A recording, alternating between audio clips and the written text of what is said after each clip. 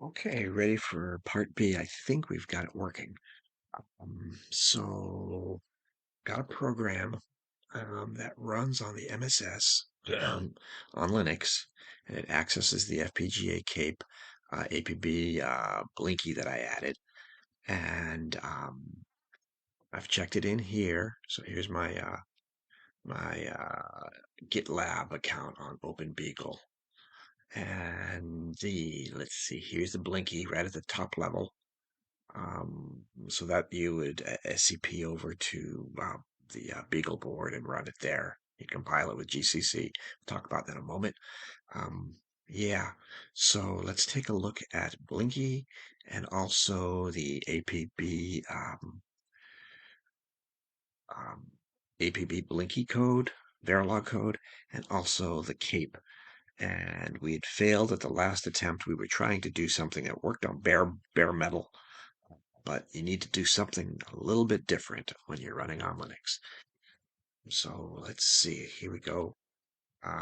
So here is Blinky. So we're going to we're going to edit Blinky. We're also going to look at all the Verilog files. We'll just look at two of those, so the cape and the APB Blinky. All right. So happen. Why you hate me? um,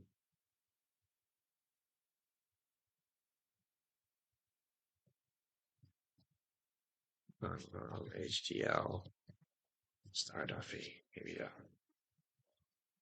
yeah, star.v. Give that a shot. That's better. Okay, so first stop.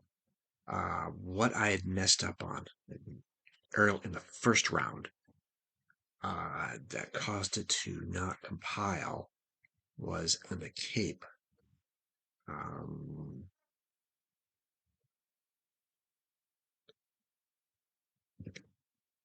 in the cape,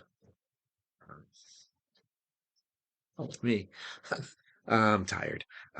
Control F APB Blinky.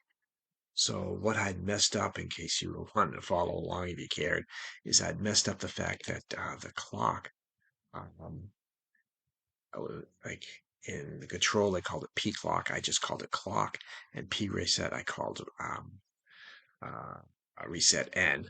And also I left in the status, and I might have left in the control. I don't think I, no, I think I left in the status.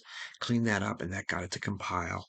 But I made some extra. So while I was debugging and I was struggling along, I thought that potentially status might be fighting with Blinky. So where I was, I had both of them working. Right now, I'm just using my Blinky block. Um, and turns out there was no issue with the conflicts. I'm sure they could work happily together. Control T. So now let's go down and look at Blinky, which is 2. So this is my APP Blinky block. What it allows you to do is change the speed. You write into it how fast you want it to blink, and it blinks faster, blinks slower. So I didn't change any of how the Blinky actually works with the counters and stuff. But basically, all you really probably care about anyway is um, somehow how to decode the addressing. So like there's a P cell, a P write, and a P enable, and when those are all high, we're doing a write. And if the P address, the lower byte, is equal to 4, then I'm going to set the blink rate. You can make it 4, 8, any power of 4. So it goes up in multiples of 4 because it's a 32-bit write data bus. And the address is really, the address is really a byte address.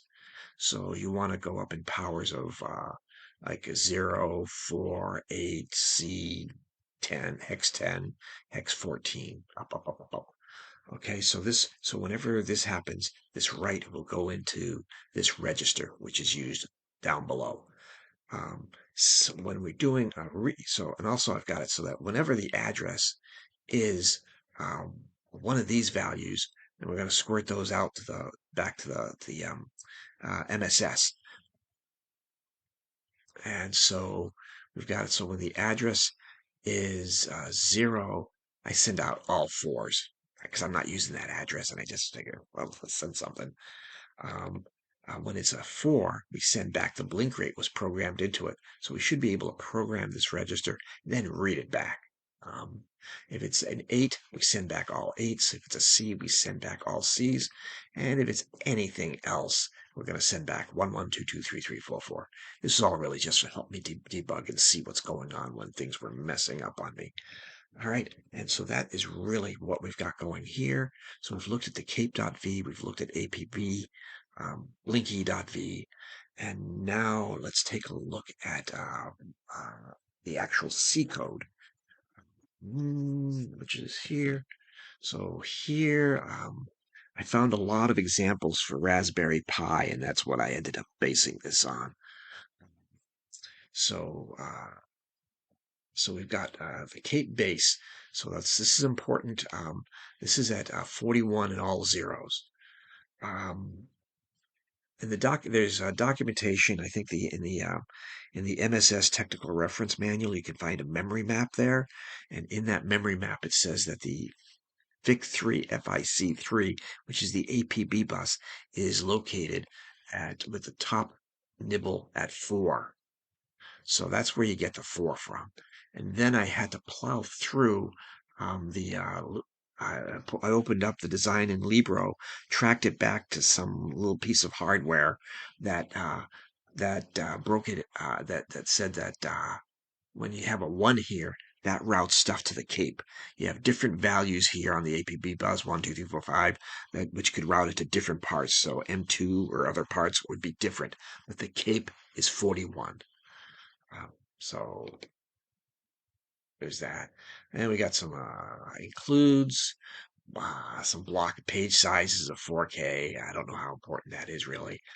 We got this this value, which is just like a file descriptor that's used inside of this setup routine. We also have this map pointer, which is also used in setup routine.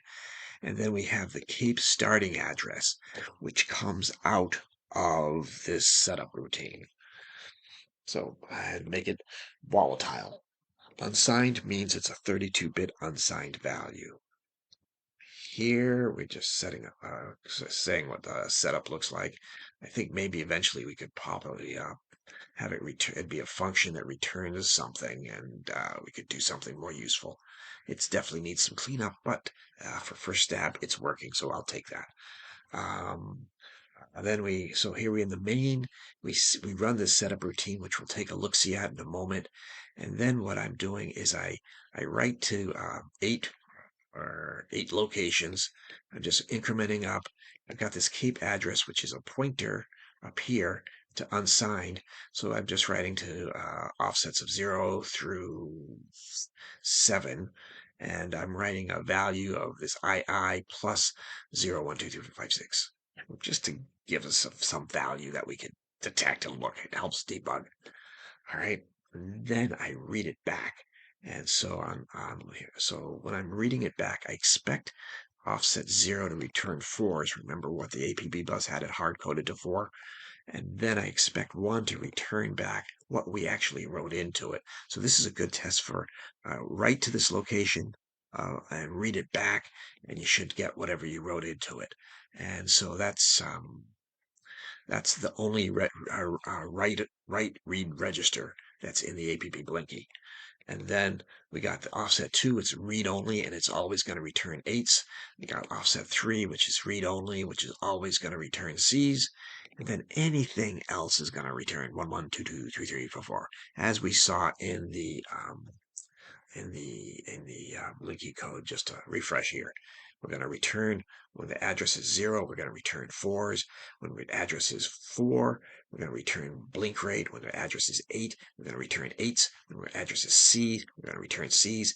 Anything else, return 1, 1, 2, 2, 3, 3, 4, 4. Now note this is all 4 times bigger than the index. Might have noticed that. And we might have even talked about it already, I'm not sure. But that index is really an unsigned index, which is, and every unsigned is 4 bytes. So really, in the hardware, It's a byte address. The APB bus is a byte address that goes in. So that's going up so it really goes up in the APB world. Every unsigned is really 4 locations. So the address goes up 04HC. And the index goes up 01234. Yeah, like that. All right, so this is reading back this Cape starting address index of 0123456 7, and you should hopefully print out what we're seeing here. And then what we've got is a little bit of a program to actually use the blinky.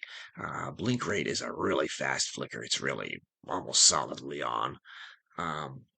Then you can go into this program and put in a value. It multiplies that value by this very fast blink rate, and it writes it into the cam start address location 1, which is the blinky. And then you can then it reads it back, showing that you can write to it and read it back. And then something else happens. What is that? Good things happen, I'm sure. Oh, and then yeah, that's essentially it. What else do you want from me? Let's see. Blinky, boom, boom, boom, boom. Okay, so now let's actually run this thing to see that it actually works. So here we go. Let's go pull up Putty. Putty, is this Putty? Putty, Putty, Putty. BD. Yeah, that's Putty, all right. So I'm in my Beagle. I have gone and I've copied over. You can see a bunch of failed moves. But I got Blinky here. All you do is GCC Blinky dot C, nothing sophisticated. Boom, hit a return. Boom, it's done.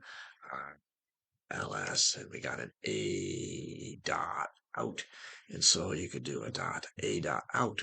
And oops, guess what? It fails. Could not open devmem. Try running with sudo. Okay, that's a great comment. So let's do that. Sudo dot A dot out. And we run that. And now we got to enter our top secret password. There we go. And boom, look at that. It ran, it got into main. When we were reading back, we got all 4s from address 0. That's what we wanted. And we got 1, 2, 3, 4, 5, 6, 0, 1 from address 1. That's what we wanted. And we got 8s coming back. And we got C's coming back. And look for everything else. We got 1, 1, 2, 2, 3, 3, 4, 4. Boom, boom, boom, boom, boom. That is sweet. And now we're down into Blinky. And right now I'm looking and only the serve processor's Blinky is going. The other one is kind of like really rocking it. So what we're going to do is we're going to go in and put in a value of 10. We'll look over at the Blinky. And now it's blink, blink, blink, blink, blink, blink, blink, blink, blink, blink, blink. 20. And it goes blink, blink, blink, blink, blink, blink, blink. 50. It goes blink, blink, blink, blink, blink, blink.